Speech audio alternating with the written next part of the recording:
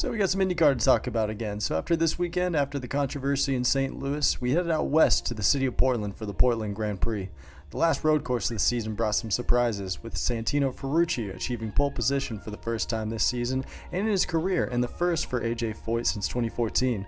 And grid penalties once again per usual, with Graham Rahal, Scott McLaughlin, and Kiffin Simpson all having to start 6 positions back. We had a pretty more calm setting for the Portland Grand Prix, a race that was pretty much decided in lap number 1 as Will Power got the outside jump on pole sitter Santino Ferrucci and basically never looked back in this race.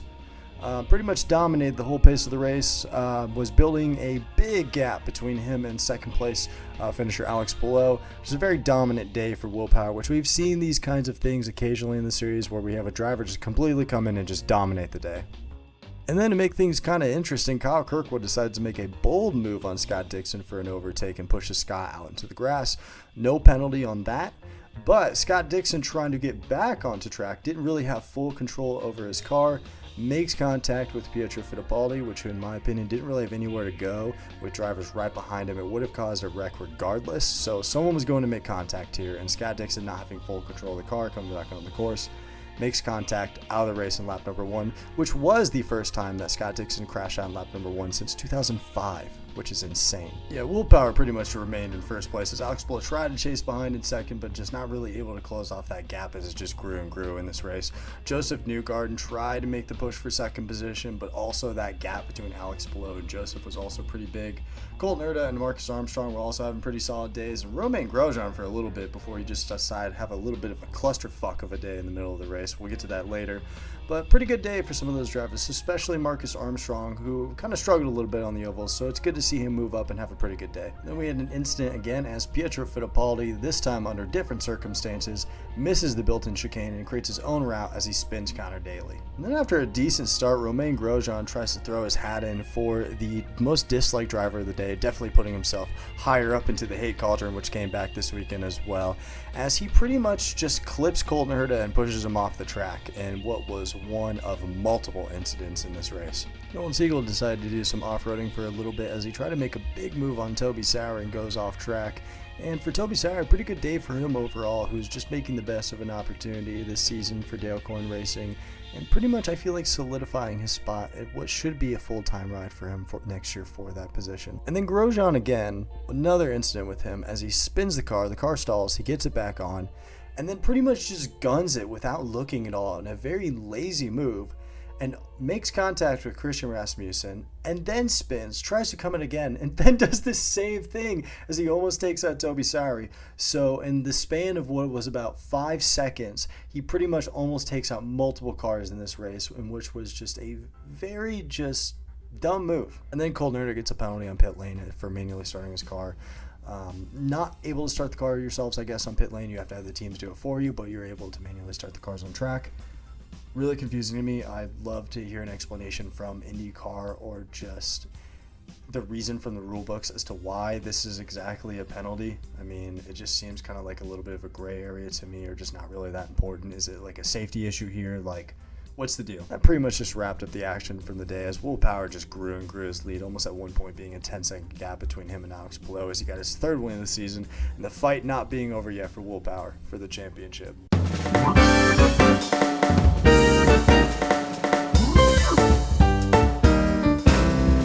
It's hard, though, to see this as an opportunity for Wills. Alex Palou is still the man of consistency as he's able to place well. He doesn't have to win these races for him to win this championship towards the end of the season. That man has consistent pace and a really good strategy, and that's all he needs to do these last couple of races. Pretty good day for Joseph Newgarden as well, who gets another podium on the season after the controversy last week, and Marcus Armstrong having a pretty good day as well, coming in at 5th place and another top 10 for him on the season after some struggles on the ovals lately.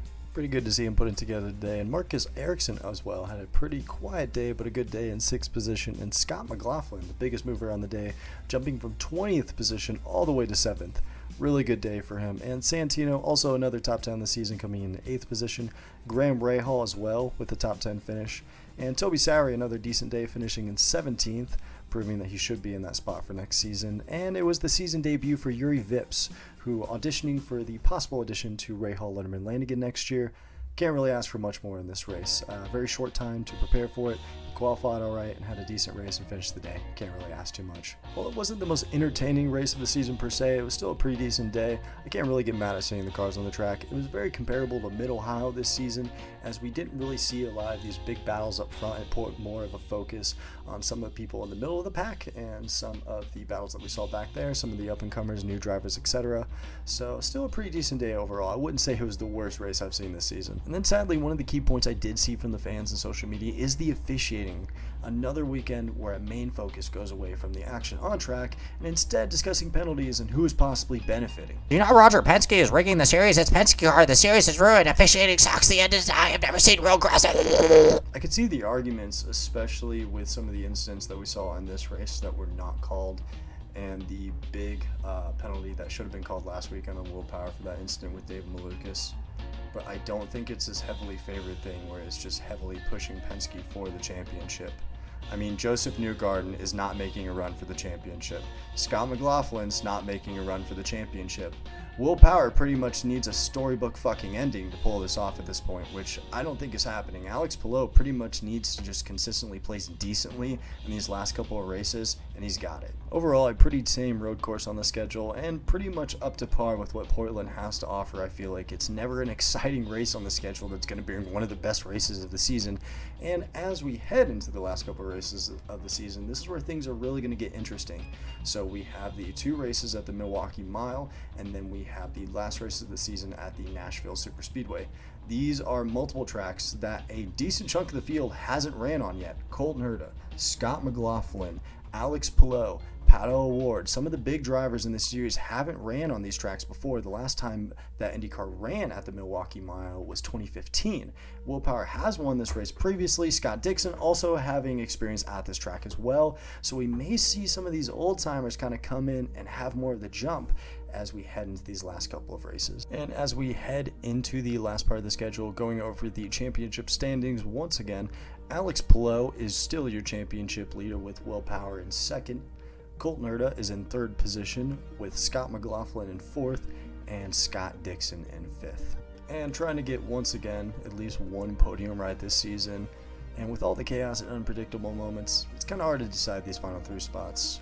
Or I may possibly curse someone in that top 3, which I feel like I've done all season, especially David Malukas. I think Colton Herta snags his first oval win this season next weekend in Milwaukee in night 1 with Joseph Newgarden second. And I'm going to go with a big rebound for Pato O'Ward finishing out in third. And heading on to day number 2, I'm going to go with Will Power finishing out the weekend with another win on the season, and David Malukas in second and Alex Palou in third. Good luck to all the drivers I probably cursed this upcoming weekend, and we'll see what happens as I do head into Milwaukee in person for Saturday's race. Really excited for that one. The first other track I've been to besides Indianapolis, and we'll see what the weekend brings in general for the overall series and the season. And if you possibly can, support these ovals by going, especially the big 2 in Milwaukee and in Nashville, 2 tracks that IndyCar has not been to in a while. People argue all the time about how they want to see more ovals on the schedule. It's simple. Support them by going. It's as literally as simple as that. If not, watch it on TV, spread the word on social media. The series needs it at this point with its marketing being pretty piss poor. Hopefully that can get better. IndyCar is such a great brand, I feel like, and such a great motorsports series that really could grow if it just had the marketing behind it. And I'd love to hear any thoughts down below about any possible thoughts for the upcoming races going forward, this last race in Portland, any of the previous races in the season. Any discussion is welcome, and just discussion for the series in general. If there's any critiques, criticisms, anything like that, more than welcome to that. And just thank you for taking the time out of your day as well to watch this and listen.